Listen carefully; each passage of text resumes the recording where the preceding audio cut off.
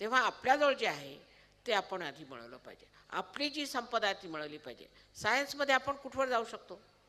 शेवटी जाऊन ते जे खड्ड्यात पडले ते दिसतंय, मग आपण कशाला त्यांच्या मागे जायचं? पहिला आपला पाया ठीक केला पाहिजे आणि तो अध्यात्माचा पाया आहे. महाराष्ट्रात अनेक गोष्टींचं मला आश्चर्य वाटतं.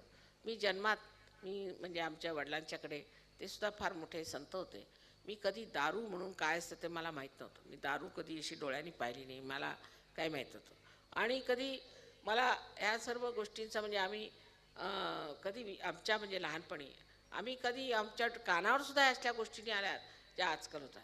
आमचे साहेब जेव्हा मेरठला कलेक्टर होते तेव्हा कुणी अशी लाचलुचपत वगैरे असे म्हणजे घेतात लोक, हे काय आम्ही ऐकलंच नव्हतं. त्यावेळेला होतच नसे. फार तर एखादा चपराशी बिपराशी 1-2 रुपये घेत असेल तर घेत असेल, पण कधी आम्ही ऐकलं नाही. म्हणजे आपल्याला आश्चर्य वाटेल की मी आता बाहेरून